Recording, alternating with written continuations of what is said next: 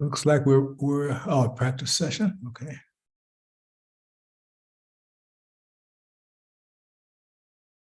Great. Okay. So I guess the first thing to do is really talk about the last meeting, the debrief.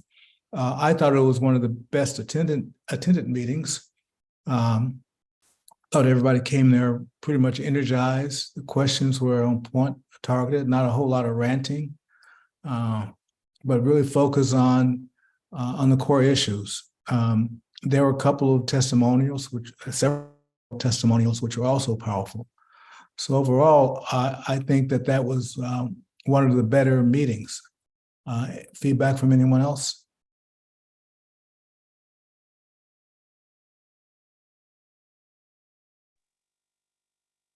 I agree. I think a lot of the topics that were brought up are kind of interrelated. A lot of things we kept hearing is about mental health and housing, as well as being more financially conscious, and ways to kind of become more aware of the disparities in St. Louis. And I felt like your discussion and your presentation went well with the entire meeting for that particular meeting. And I do feel like that was like our most highly attended meeting out of all of them. So I hope the participation continues. Yeah, I hope so. So got a lot of questions, of course, about the health care disparities issue. I took the contents of my presentation and, as you know, drafted into an editorial, which was published in the St. Louis American last week, and has gotten pretty significant feedback, positive support for what we discussed. In fact, it's ranked among the most popular pieces in the American over the past week. So I think people were really primed to hear that, and more importantly, primed to really talk about next steps. I want to pull that up as we talk about next steps. Hold on one second. Because one of the things I try to do is really use some language that I thought would be really critical going forward. And of course, I can't pull that up now. Oh, I know how to do it. Give me 1 second. Talk among yourselves.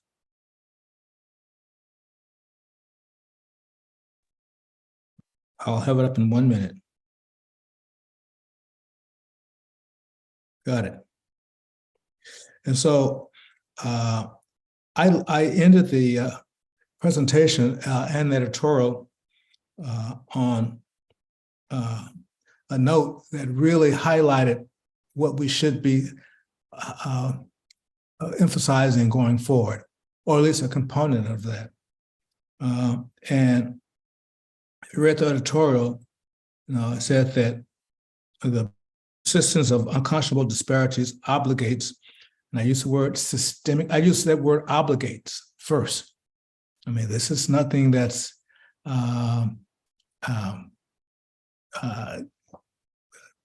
nothing that's not intentional, that is unintentional. This is mandatory. It obligates this response from the city. So obligates that response. Then I said it obligates systemic reform. Again, put those words intentionally, systemic reform. I use the term repair the harm done intentionally. And I talk about targeted reparations intentionally. So I really made sure to take those words and carve that in. So there would be no doubt, at least with regards to the health issue, what the response should be. And then I said that rebuilding our neighborhoods and schools and eliminating intergenerational poverty will go a long way to improving the health of African Americans in St. Louis. So I think as we have this discussion and as we all continue to draft policy statements, actually go back and review what we've stated in the past, even before me, Gwen's comments and hopefully Dave's upcoming comments, to really echo those same threads, so that there is unanimity about what we're trying to isolate. We're not trying to convey what we want the public to say, but I think it's good to give them a framework for what really could make a difference while we're continuing to get this input. So that's why I chose those words, and I'm interested in feedback about those words.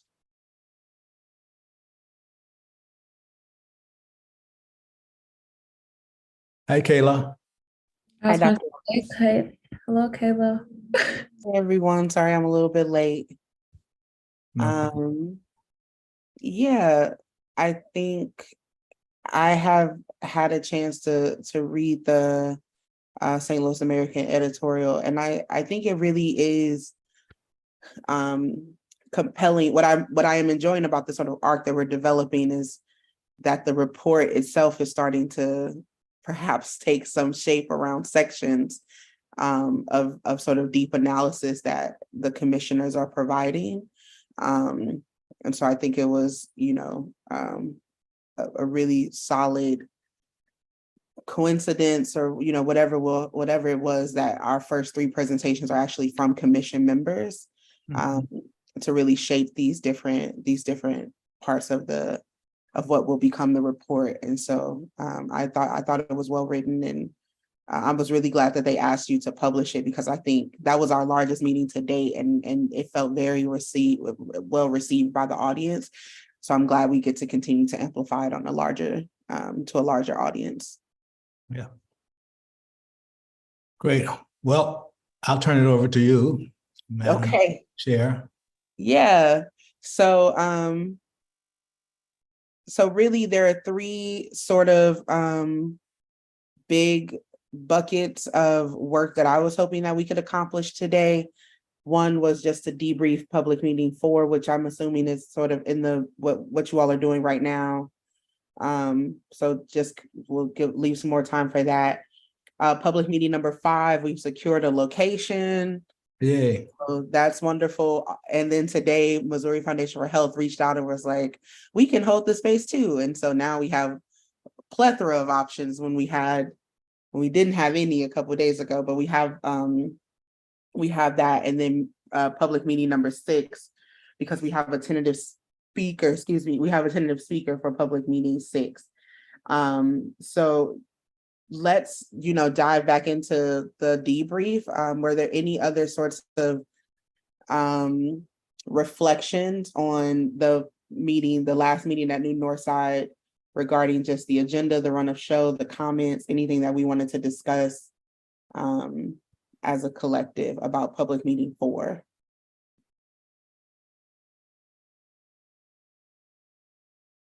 Yeah, I said I thought it went well. We had the same issue, of course, having the audience come up to the microphone with their backs to us. Obviously, that was kind of nuanced because of the problems we had with technology. I mean, that was small. That was relatively small. I think overall people emoted. They were heard, and everyone at least came. My sense is that people express themselves. No one was bitter or angry about anything personal or anything regarding what we're doing. So I think there was a lot of support for the commission coming out of that, and then just some really good testimonials about what was happening to a couple of people, which was also quite informative. Those testimonials, I think, should be to the report. It simply can't be a reiteration of data and then a litany of recommendations. I think it should be influenced by real world narratives, which we've mentioned before. and those narratives were powerful this time, compared just as powerful this time as the last time. Mhm. Yeah. Anyone else have any reflections on public meeting 4? I thought it was well attended also, and I've heard from you all that this appeared to be the highest attendance, and so I just wonder what made people attend. Is it that we're now starting to people are starting to become aware of the meetings, or is there interest? I'm just hoping we keep that energy of bringing people out to the meetings. I think that the public comments are definitely, people take that opportunity to share, and may or may not be within our realm to be able to address it, but they at least have an opportunity to speak. And so I think that also is a draw for our meetings. But Dr. Ross, I appreciated your presentation, and also us saying repairing harms, being very specific about that intent. I appreciate that. Yeah. Yeah, this was our most attended meeting, and we're getting some really good back-end infrastructure. So what I'll say I think has happened is we're able to do a lot more outreach to folks who are coming to previous meetings, to remind them about upcoming meetings because of things like the sign-in sheets. And we were able to, make just connections after the 3rd meeting and get the flyer out to different organizations who are helping us amplify it. The action team is continuing to do sort of like local canvassing and phone banking around it, which I think is certainly helping with the turnout. But yeah, it was our most attended meeting. And what was really, what I am finding very excited about is that we're actually also getting people who are returning to the meetings each month. And so we have, regulars who are coming into those meetings and are taking the time to really reflect between meetings and present their comments, really in response to things that have been said, to shape the commission around what our recommendations will be. And so, yeah, so those are my thoughts. I thought it was really well attended. I thought the presentation was really strong. I agree that the technical limitations around just like the slideshows and things like that, those are hard, but I think with the upcoming locations, we'll be able to have more tech to support presentations. Good. Any other thoughts about public meeting number 4? I was just wondering, Dr. Ross, you said something about the micro, if I may ask a question about your observation. Sure. So you mentioned the posture of the microphone placement and the direction to which people spoke. And I think this came up with the last meeting. I seem to recall a meeting before that. And so are you wanting people to speak facing the commission versus speaking the audience? Sure. Preferable, there would be a microphone in the audience, rather in the aisle, so they would step up and really speak to the commission. That is the intent. Okay. And so do we think that with so Carpenter, they have more technology, so they're on our next meeting, and then I forget what the other location is. Will they be able to address that in terms of the microphone placement? We'll take note of it to check and see what that placement is. I can't speak to what that placement is right now, but we'll take note of that, because I agree with Dr. Ross. We want them to speak to us and not out to the audience if possible. Mm-hmm.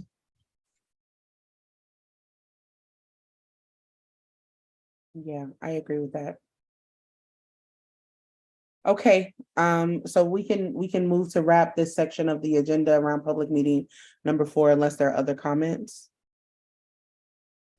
I will watch public meeting number 4 because y'all just talk about how great it was, and I'm just so sad that I missed it. Yeah, it was a really good meeting. I also just really do Same. like New Northside as a location. The parking is easy, the intersection is easy, but the tech is hard. But I think having the meetings be in the same place for 2 meetings, I think definitely creates some relationship to the space, even though the next 2 meetings will be bouncing around a little bit on the south side. Okay, so public meeting number 5 is August 26th. So we are less than 20 days away, which is a Saturday at 1 p.m. It's at Carondelet Library. We have the graphic. We've sent that out to you all. So if you could please begin to amplify that on your platforms, that would be helpful. We'll make sure the city continues to amplify it as well. So we have location, time, and location, time, and date. It did take us a while to get this location. We struggled to find a venue, and we won't be at the same place 2 meetings in a row, which is our preference. So we'll be at Carondelet in August and then Carpenter in September. So we'll be moving around. So we just want to make sure, I think, that we note that, and perhaps since we have the next 2 locations and dates secured, have some flyers for the September meeting at the August meeting.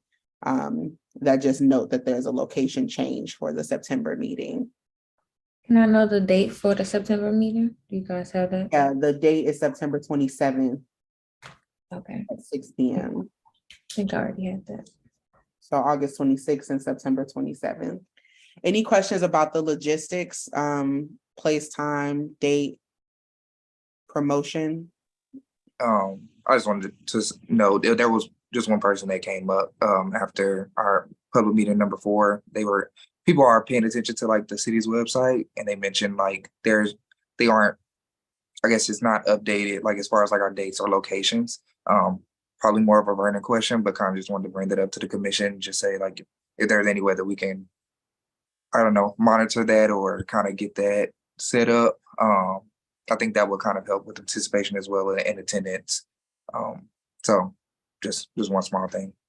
Yeah, no, that's a good point, William. I think we need to make sure that the city has everything that they need to be able to put it on the website and amplify it across their different social media accounts. So we can, Delisha and I can follow up with Vernon about that. Anything else about just the logistics? Okay. Great. So then the biggest piece of conversation for public meeting number 5 is our presentation. And so we have asked Professor Cunningham, one of our commission members, to give a presentation, and he has a few different possibilities for the presentation. So Professor Cunningham, I'll pass it to you just to give an overview of what we discussed, and then we can have a discussion about it as a body. Sure, thanks. Yeah, I was just talking to Kayla offline just to start some ideas, I guess flowing through, and then to see what you all might think could be most effective, and just a couple of directions. I mean, just like everyone else, I thought that Dr. Ross's presentation was extremely effective and focusing on a particular topical area and being able to underscore the inequities associated with that, the history that got us there, and the implications of that just seems really powerful. So I understand that, one model here could be to think topically in that way and think about another direction to go in that sense. And, a couple of things, if we went that direction that I was mentioning to Kayla, that would overlap with other work that I've done, could either focus on the criminal legal system in St. Louis specifically, kind of thinking historically as that relates to disparities and inequities in the region. Or another thing is broader, is focusing on intergenerational harms of associated with historical violence in the region. And that actually, I mean, that sounds quite concrete when we think of incidents of violence, but thinking about intergenerational harms seems important because it's less obvious other than through lived experience, meaning, there's a whole literature, and my point would not be to go through the academic literature, but there's a whole literature on in communities where there are particular patterns of violence. Historically, we see continuing disparities, everything from violent crime to inequality to unemployment disparities, like almost any inequality metric you can find, you can relate that to the presence of historical violence that multiple generations have had to bear and weather. And so that's another direction topically. And then the other thing that I had mentioned to Kayla, and this would be different, and so I just wanted to make sure to get a sense of your all's preference and sense of what could be most valuable, would be to switch gears a little bit and think more directly about repair and redress. This obviously comes up in our discussions. I think it comes up in a lot of comments, and this is everything from people who are very clear about what needs to be redressed, but also more pointed questions about, the composition of our group and who's included and who doesn't, and who isn't, and do we have an economist we can draw on to deal with these kinds of things. And so it does seem like there's at least some degree of people kind of wondering what it is we're going to be doing, how it is we're going to have a basis to make recommendations. And so just another thing I was thinking of is the possibility of just thinking of different kinds of spaces associated with redress and repair. If that could be anything from other reparations efforts around the country, around the world, or other things that kind of operate in conjunction with reparations. And so I just wanted to at least get a sense of whether y'all thought another more topical discussion or presentation could make sense versus something that's more explicitly about reparations and redress. And if we think about topics, I'd also love input on, the direction that might be most helpful. I like both options there. You had three, but there are two that I like. I like the topical part of really talking about the interrelationship between intergenerational poverty and intergenerational poverty. And intergenerational violence. And you're linking that to all the data we know about adverse childhood experiences and things we've written about. So I think that's great. It's topical, it's practical. People really understand that. So I think that could work. And I think we're already in public meeting 5. It is time to start really putting some real practical discussions and leading to solutions. We obviously will have time to have that, to deliberate after we have the public meetings, but I think it's good to at least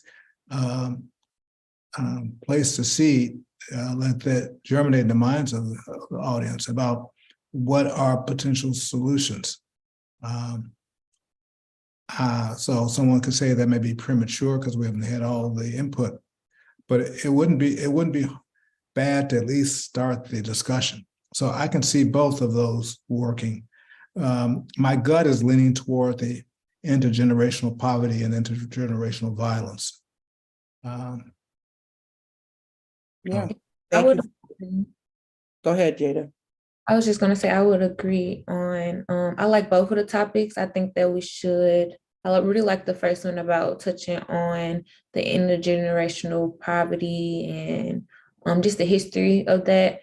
And I think we can start working on looking at the repair and the redress, like this upcoming, like if you can give, like just start giving us assignments on looking into like other reparations that has been done. I think that would be good, giving us assignments. I know we're working on working groups.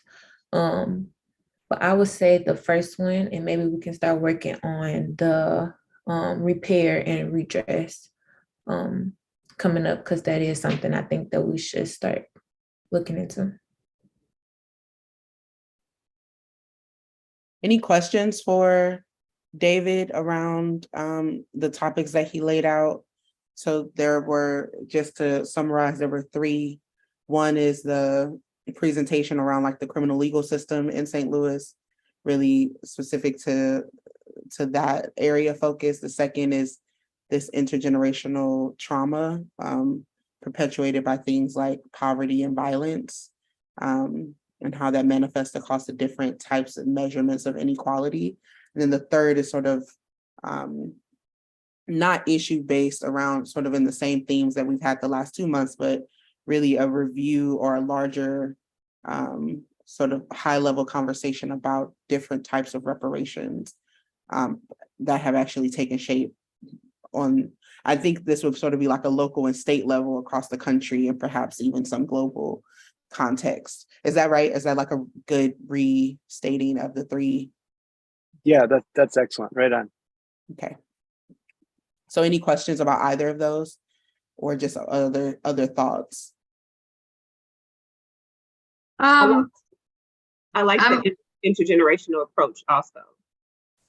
I think that'll really lend to the issue of the consistent cycles that we see. And so I think that would be a good way to explain how that happens.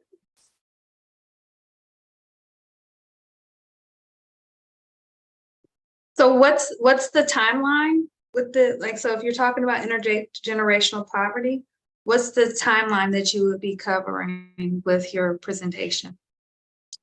Well, I mean, there maybe would be two aspects to it. One would be a little bit looser in terms of timeline, is just kind of the way in which we see these kinds of effects reproducing and oftentimes getting worse from generation to generation. So it would just be this idea of crossing generations and the kind of compounding harms that we see. But also I'd like to, and I feel like our prior presentations have been so strong in this way, I would want to make sure as well to ground this in St. Louis as well. And, you know, this is obviously the pogrom in East St. Louis. So we're dealing with approximately 100 years ago would be one touch point there, but there are many others, but I think it would be moving forward from that period. So, you know, I think we could move across the 20th century if we have particular historical examples to ground it. Mm-hmm. Yeah. Yeah, I think any other questions? No question, but I think that the time frame that you're mentioning is, you know, really is something that's been captured by Walter Johnson in his book. So, I mean, being able to extract that information. Yeah, and I will say that we are slated, so Professor Johnson is likely to be our speaker in September. And so we should hold that in relationship to this conversation as well.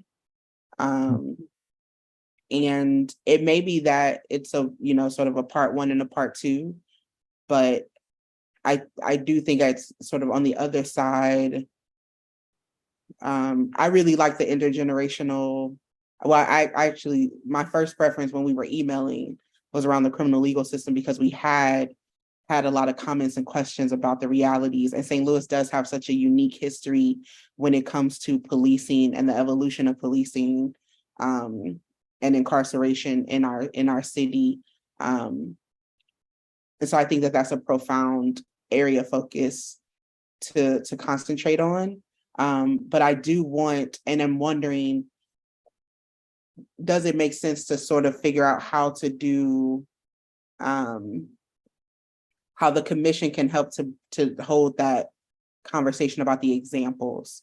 And if that's less of a presentation of one person and more of a, like, maybe one whole meeting actually becomes about that, examples of reparations. And I don't know if that's like September or October, but perhaps we can actually turn that into sort of a real participatory process by which we could go through 10 examples of reparations and really tease out the processes that they went through and some of the recommendations that they were able to come out of. And I think that is actually much longer as a structure than a 20-minute presentation, if that makes sense.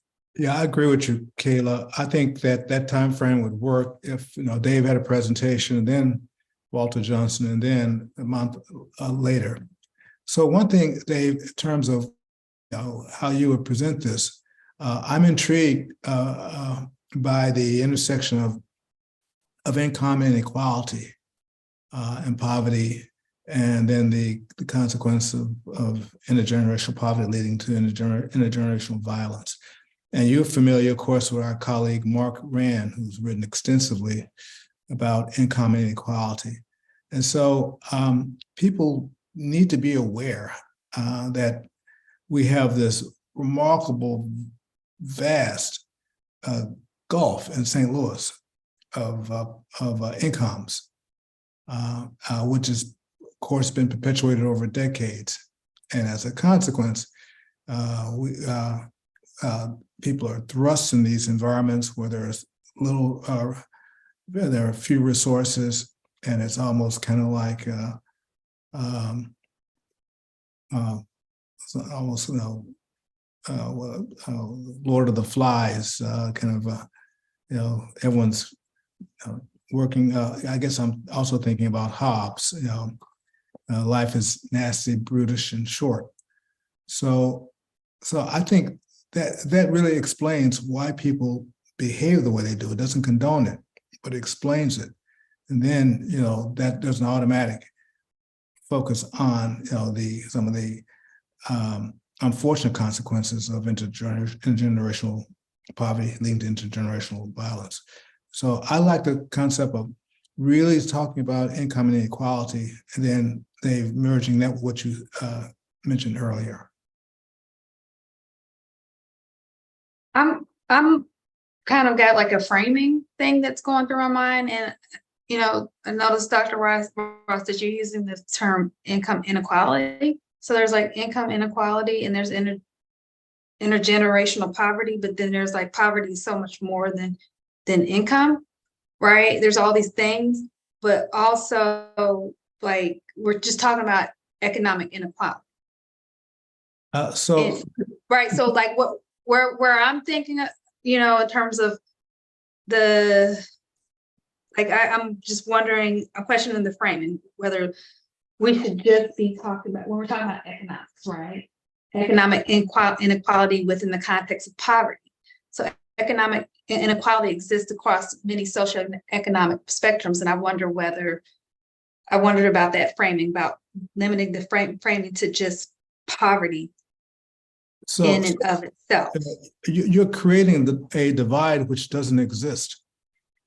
So Richard Wilkinson is a well-known epidemiologist who really has written extensively about income inequality and how income inequality really leads to the sense of despair and anguish. And so income inequality is by definition, a consequence of one group that's highly resourced, another group that's under resourced. And so poverty is embedded in that. They're not separate issues. But income inequality is a way to really talk about the difference between someone living at the federal poverty line and someone making $400,000, how that translates into mental anguish and how that leads to loss of hope, despair, and unfortunate deterioration of social support and violence and intergenerational violence as a consequence. I won't make a big deal about it, but from the standpoint of social scientists, they prefer to talk about income inequality. Dave, you're an expert here, so I'm curious about how you feel. Yeah, I'm listening to this progress, which I appreciate how it's progressing as a discussion. It seems like that both the emphasis and really the substance of what we talk about could differ here. I mean, if our emphasis, I'm thinking, Dr. Ross, about your presentation, how clearly you were showing by zip code the different expected lifespans, et cetera, and the gulfs there. I mean, one could imagine a focus primarily on economic inequality, income inequality, that just shows those disparities. I typically, when I talk about this, I kind of invert this, and I'm less focused on the degree of, say, income inequality by place or by area, and more about what causes that to continue over time. And when I'm thinking about violence, it's less this idea that, say, if you're in a neighborhood where there are higher violent crime rates, let's say, we see more inequality. It's less that and more about thinking about violence in terms of state violence or violence that's enabled by the state, or allowed by the state. And so something like police violence is an example of this. And maybe this circles back a little bit to Kayla's initial inclination around the criminal legal system is, there's a map similar to your map, Dr. Ross, that plots out fatal police violence over the last 80 years in St. Louis. And as we know, there are lots of cases that populate that map. And with the idea being that having those kinds of incidents occurring in a place is not just about direct victimization of that violence, but being subject to that has these broader neighborhood effects that sustain over time. And so, that kind of lens is more about the perpetration of that form of violence, and something like income inequality is a signal of that, but it's less about a presentation that talks about income inequality in depth. And so I'm not necessarily insisting it needs to be the former, but just to kind of distinguish those as maybe different focuses. That makes sense. I think it answers Kim's question quite well. Mm-hmm. I would like to speak to that.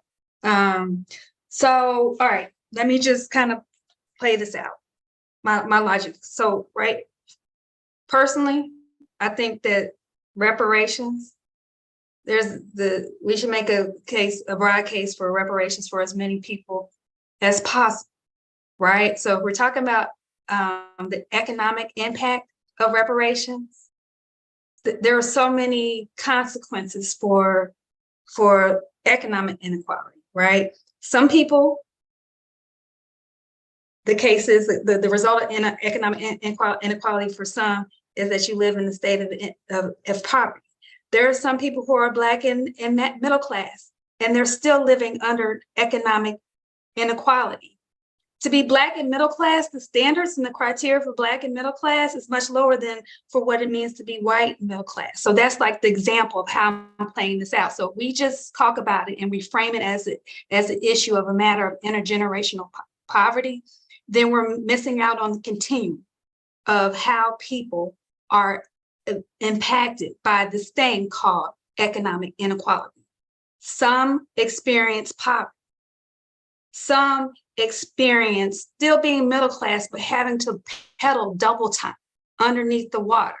And if you're Black and you're rich, you are still living under economic inequality. So that's what I'm talking about, like how we frame it and how we talk about it. So the discussion is, so poverty is like, it is like the worst in terms of outcomes, but across socioeconomics, there's still economic inequality. That's why I was questioning the framing. Yeah, I think what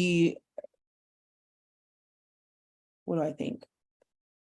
I think that Professor Cunningham has enough information to make a really solid presentation. And I think it's going to, I'm actually really interested in this intersection between this intergenerational trauma piece that's that then collides sort of with this criminal legal reality, right? And this policing reality, if there's a way to sort of like these particular moments of trauma and how those perpetuate those realities, a focal point of the presentation. I think it's less I think we're getting pigeonholed into just the conversation about income inequality, and I don't think that was ever the full breadth of the presentation that Professor Cunningham was presenting or proposing. Does that make sense? Mhm. Yeah, that- I'm just trying to understand more about what it is in context. So yeah, just Yeah. Okay. I agree with you, Kayla. Dave, there's so many different avenues you can take this. So I think you have a lot of ideas. Yeah, no, I appreciate this. I've taken notes on a lot of what you've all said, and this is super helpful. I'll think about different ways. I mean, I've done various talks on this topic for different kinds of audiences. Obviously, this is a very specific context, so I'll think more about that. It's really helpful, especially to know the weighing of this kind of presentation versus like the broader, reparations, like lens on forms of reparations historically elsewhere, et cetera. So I hear that pretty clearly, that we might reserve that for a broader conversation in a later meeting. So that's really useful. And yeah, I appreciate all your input. Yeah, I think that there's a real appetite for that as well. I'm just wondering if we want to sit inside of the sort of area focused presentations for these next two meetings, and then sort of culminate that into a conversation about how those topics have helped shape different types of reparations reports. From the different, that's basically what I'm thinking. And I think if we do that around October, we'll be in the conversation around the report and having to sort of conclude it, or potentially concluded the first half of presentations and public comment, to then say, like, here's everything we've heard, here are reports that speak to some of the things we've heard as recommendations, here are reports that have taken shape around some of the presentations we've given, and then allow that to sort of hold the entire meeting in October. And I'd be happy to contribute some, real organizing energy to that. So it could be more of like a workshop on reparations.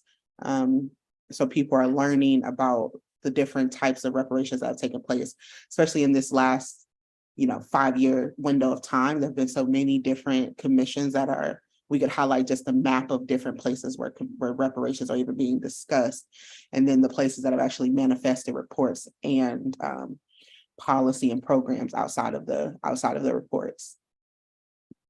So Kayla, are you saying that you want to do, you think we should, like, my understanding of what you're saying is like, we should do some more input and then have these report outs be responsive? I'm just want to make sure I'm following. So this meeting in August will be Professor Cunningham. Right. Then September we'll do Professor Johnson, and then October we'll do this sort of reparations workshop where we're actually leveraging, I think, the different presentations from Gwen to Walter, and then using that to explain how similar processes have happened in other places, what has come out of those processes. Can I say something? Sure.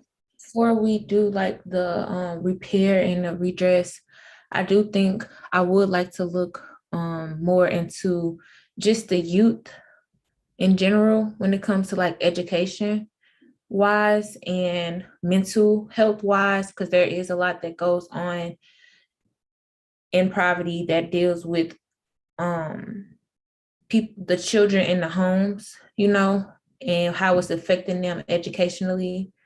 So before we like kind of start figuring out a solution, if we can touch more on educational, because I do remember, and I want to go back and rewatch some of our public meetings, but there has been topics about just like reading, education that I don't want to skip over that I think is important. Yeah. Yeah, I don't think October is sort of a summation. It's not the end. Okay. I think it's like a midpoint to be like, okay, we've had 5, 6 meetings at that point. We're halfway through. Let's actually talk about what is possible around the reparations report and what other places have looked like.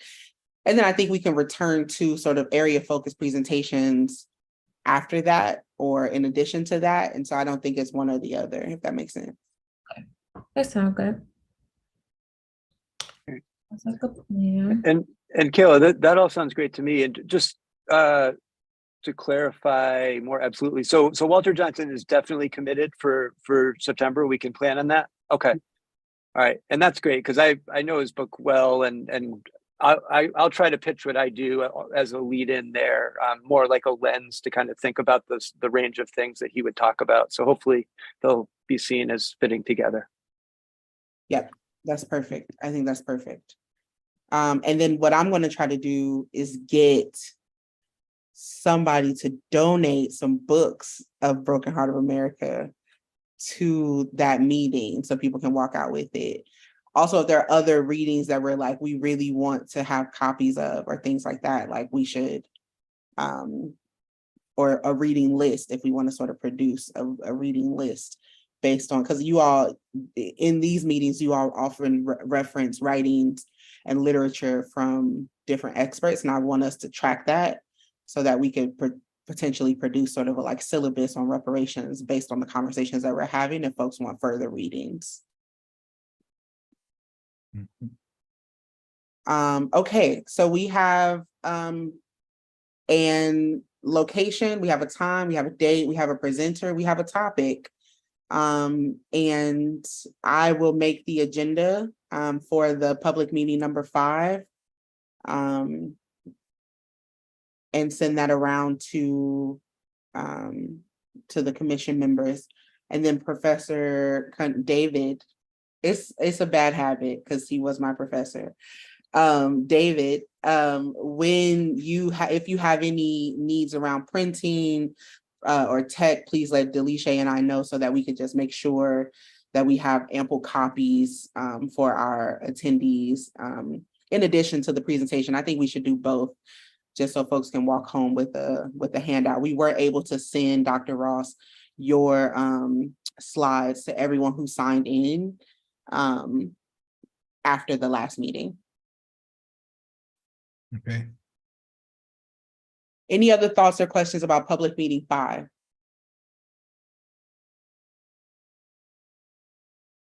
Sounds good. Sounds like a winner. Okay.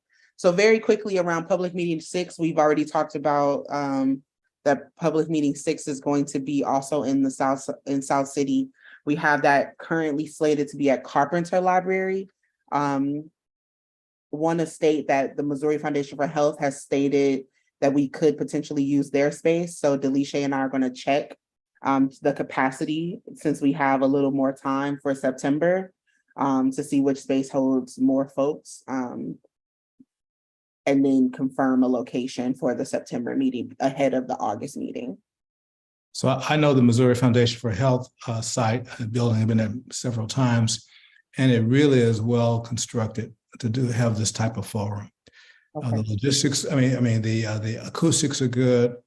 They have all the technology we would need. I mean, it would be a home run. I mean, we could try to, if the commission, the flyer has not been released, right, for this month, they also could do this month, but I just didn't want to delay us getting any outreach out or preventing any outreach around this month's meeting. But if the commission is like, try to give us 2 more days, Delisha and I, we could potentially try to swing this meeting and September at the same location, which is MFH, but noting that it is August 10th tomorrow. I think we should stick with MFH for September. Okay. And go with the library for this August meeting. I agree. Yeah, I want to just throw out another location for future dates. Gateway Greening has a really great setup over at the Foundry. There's ample parking there. That meeting space is high technology. Okay. And it's accessible.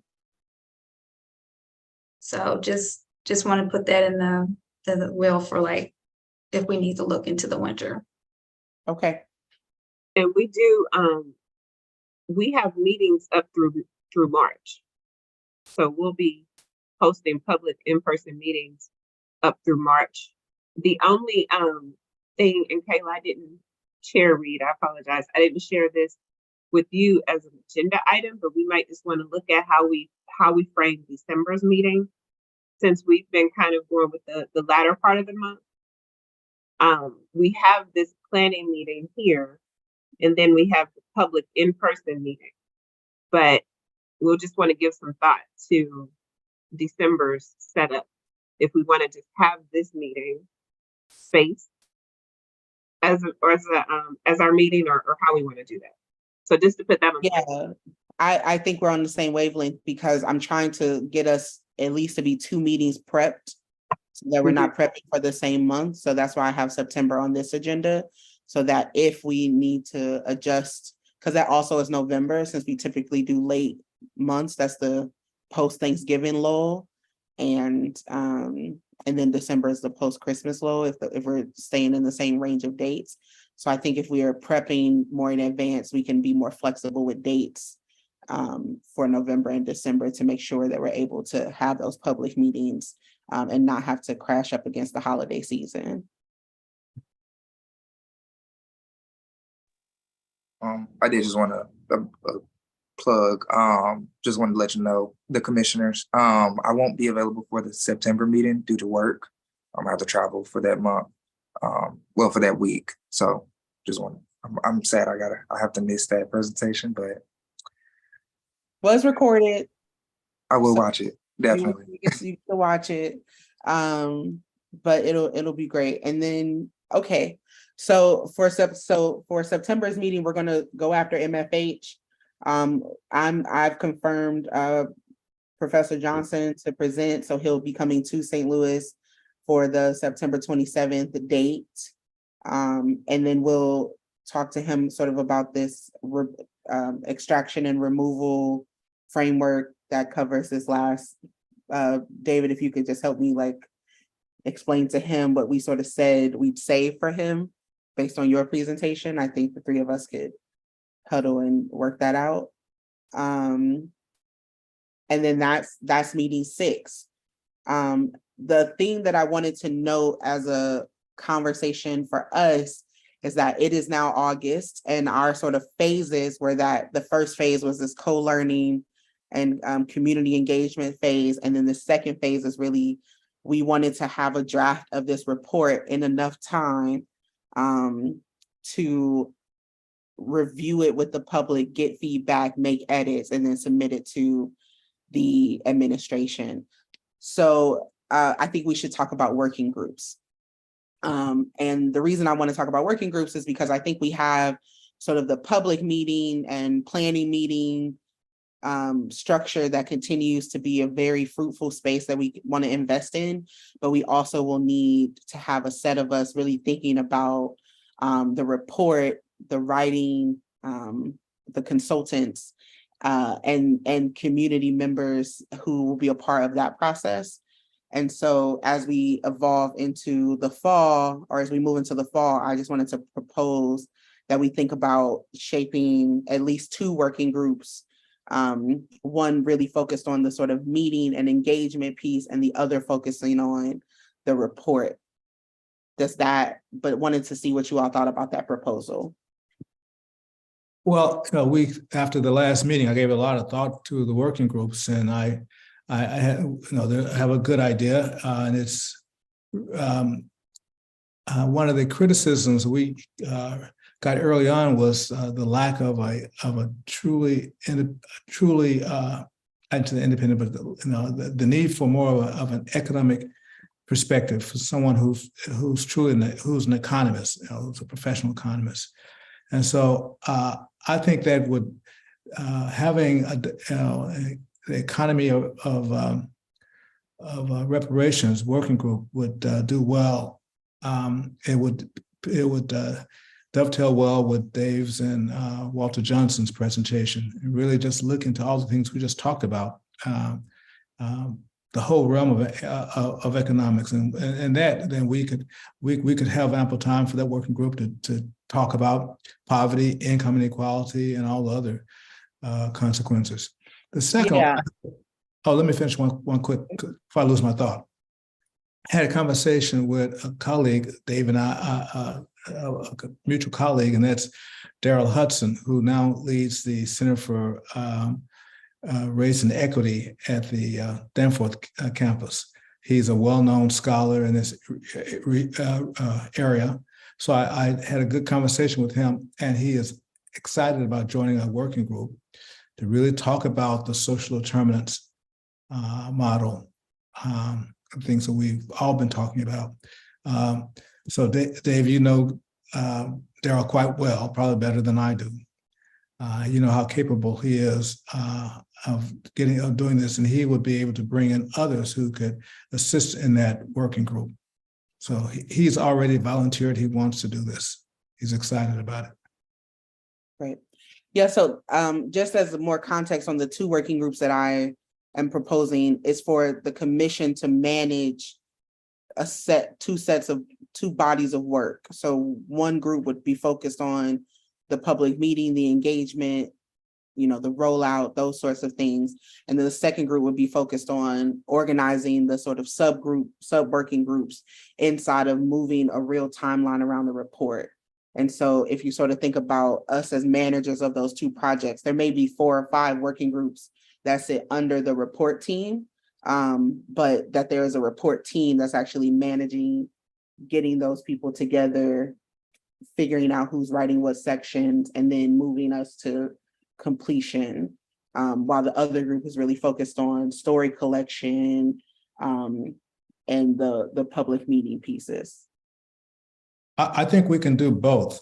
Yeah, I want to do both. I think that is important. I agree. You need a truly working group to address those issues. But now that you have individuals who are scholars in their field, thought leaders, volunteering their time, we should capitalize on that. We should not tell them no. No, I don't want to tell. I don't want to tell them no. I want them to join the working group. I just want the working group to be anchored by commission members. So we're splitting the labor across the 8 of us. So I'm not sure. I'm not sure I'm following that.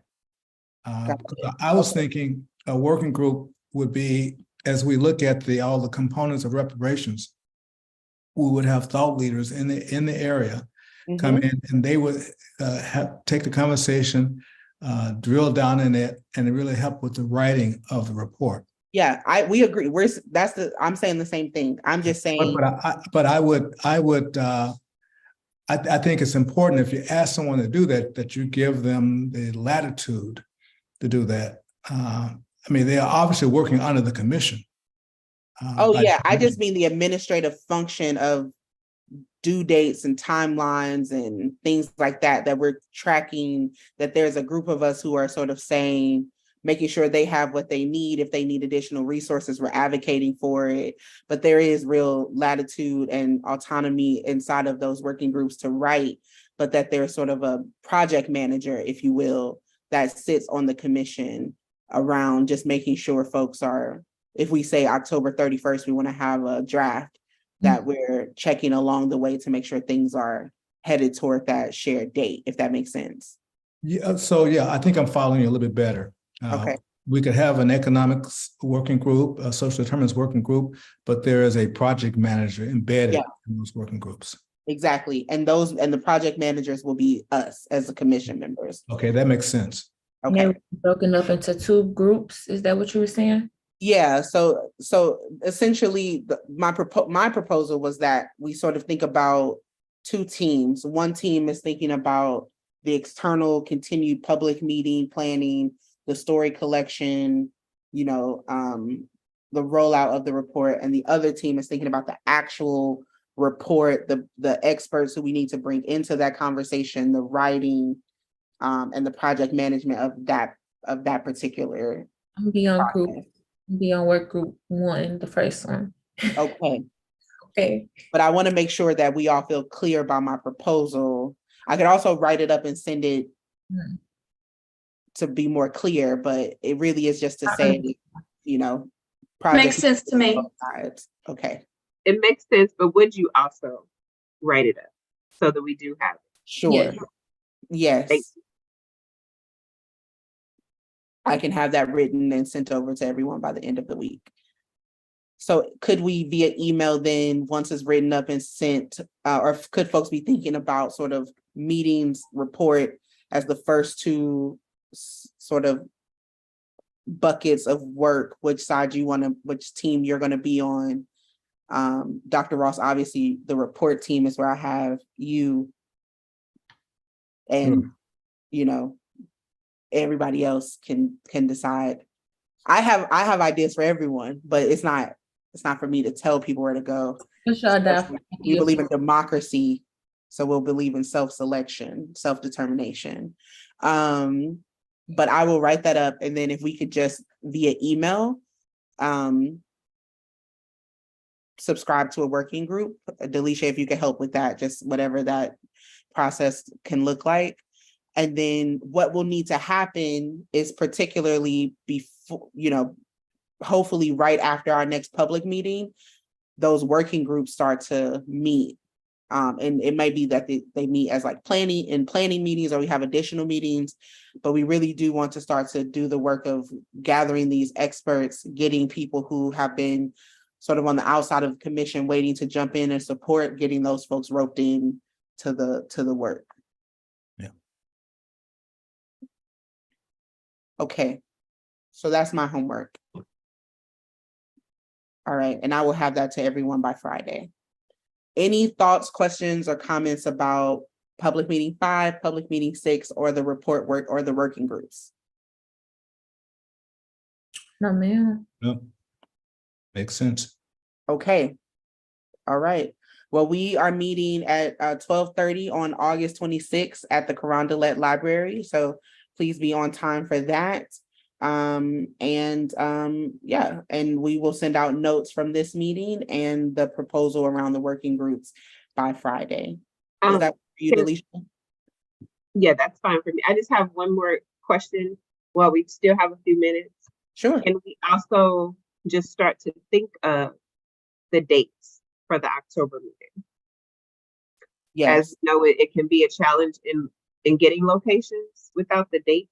So just while we're on a roll and while we have each other here, with respect to calendars, if we can just give some thought to October's date. Yeah, so can everyone pull out their calendars and let's look at October for a public meeting. October's date will be a Saturday based on our every other month schedule. I somehow have the 28th as a tentative date. Did we set Yeah, that I at have some that point? also, the 28th. We didn't set it. October 28th? We mentioned the 28th at our July meeting, but we didn't. Kayla, I think you had jumped off. But Oh we yeah, did. I can do that. It's on my calendar. Yeah. Okay. I say we go with the 28th. Okay. Thank you. That was easy. That was easy. I won't be here for that one either. But What? Oh. It's okay. We all get 2 passes. Or however many passes you need. It's fine. It's volunteer. But you'll be on the working group, so no worries. We'll get the labor from you. I will do my part.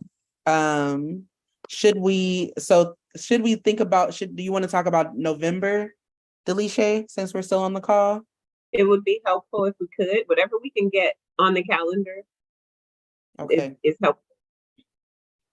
So I'm assuming Third Wednesday, November 15th.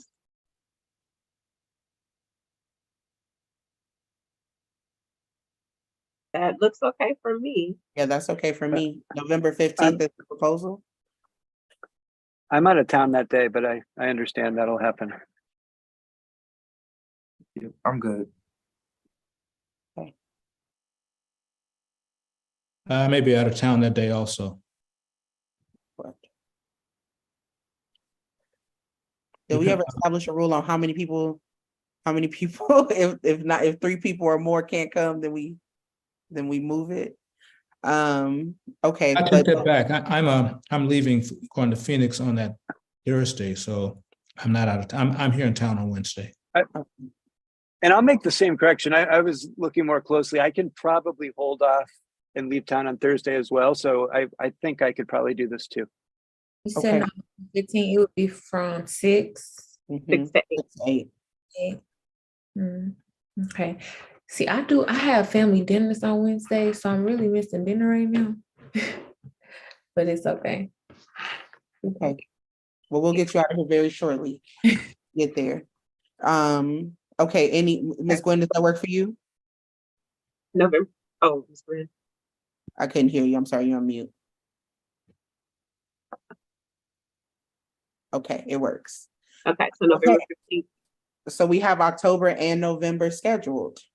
We're almost through 2023, which we should just We're not good. forget about, but we got the date scheduled. Thank Okay. you all. Any other things that we need to discuss while we're on this meeting?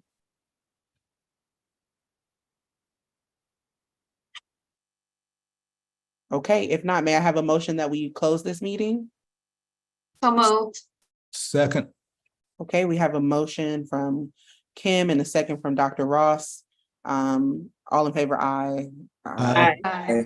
Okay, well, I'll see you all on August 26th. Thank you so much for spending the evening talking about this. I think we got a lot done. We'll be in touch soon. God bless you. All right, thank you. All right. bye-bye. Thanks all. Bye-bye.